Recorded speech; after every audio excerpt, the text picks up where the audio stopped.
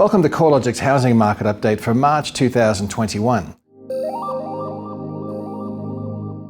Momentum continued to build across Australian housing markets last month as values rise at the fastest rate in 17 years. Our national index showed housing values surged 2.1% higher in February. That was the largest month-on-month rise since August 2003. Spurred on by a combination of record low mortgage rates, improving economic conditions, government incentives and low advertised supply levels, Australia's housing market is in the midst of a broad-based boom. Housing values are rising across each of the capital cities and rest of state regions, demonstrating the diverse nature of this housing upswing.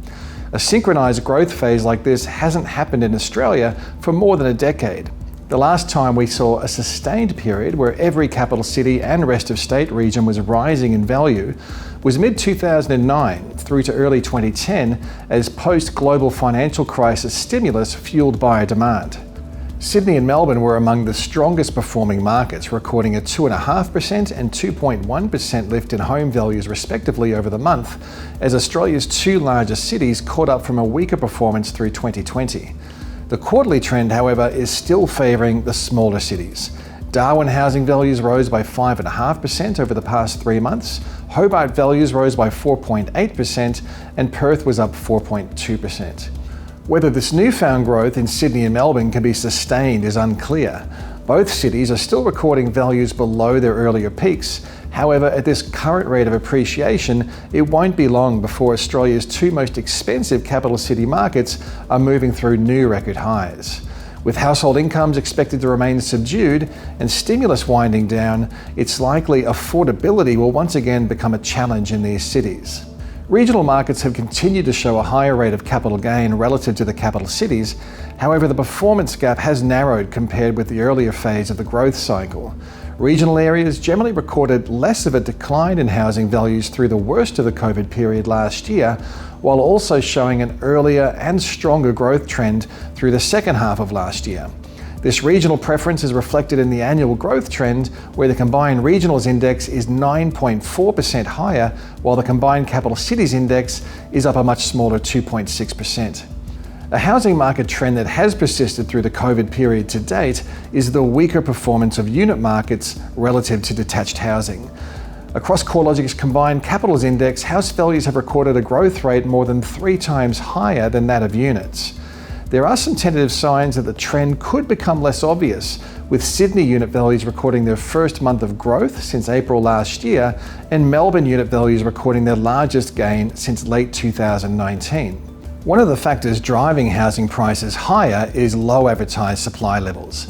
CoreLogic's most recent measure of total listing numbers continues to see advertised supply significantly below that of recent years. The number of properties advertised for sale nationally remained 25.3% below 2020 levels over the 28 days ending February 28th. Whilst available supply remains at historically low levels, the quarterly number of home sales is estimated to be up 35.3% on 2020 levels, with regional dwelling sales 40.6% higher compared with a 32% lift in capital city sales. Housing inventory is around record lows for this time of the year, and buyer demand is well above average. These conditions favour sellers, and buyers are likely confronting a sense of FOMO, which could limit their ability to negotiate. Vendor discounting rates were estimated at a record low of 2.6% in February, and auction clearance rates have been consistently up in the high 70% to low 80% range, which is well above average. Melbourne housing values recorded a 2.1% lift last month, with stronger capital gains skewed towards the detached housing sector. House values are 4.2% higher over the past 3 months, compared with a 1.9% lift in unit values. Although values are on a consistent and strong recovery trajectory, Melbourne housing values remain 1.7% below their pre-COVID peak. Buyer activity has also been rising rapidly, with CoreLogic estimating the number of settled dwelling sales over the past 3 months was tracking 38% higher than a year ago. Listing numbers are only 2% higher than a year ago, implying demand is outpacing supply, contributing to the upwards pressure on prices. Across the sub-regions of Melbourne, the Mornington Peninsula stands out with the strongest capital gains, with values up 9.3% over the past 12 months.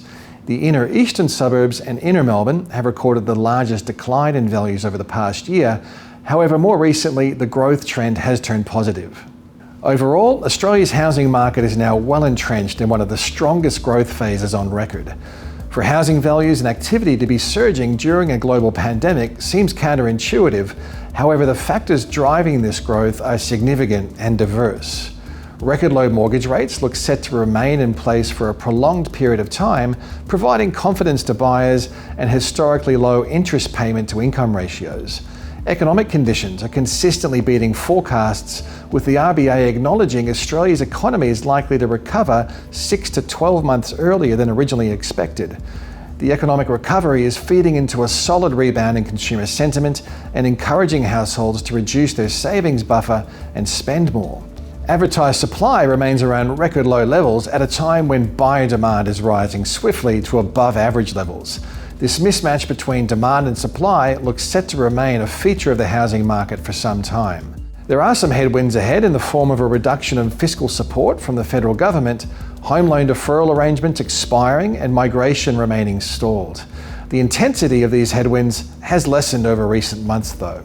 The economy navigated the earlier fiscal cliff relatively seamlessly. However, the wind-up of JobKeeper and the COVID supplement for JobSeeker is likely to cause a temporary slowdown in the economic recovery, which could slow some of the housing market exuberance.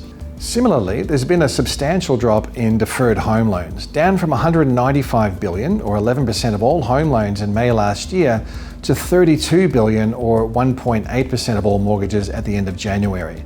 As the deferral program expires at the end of March, we could progressively see a rise in forced sales across some sectors of the housing market.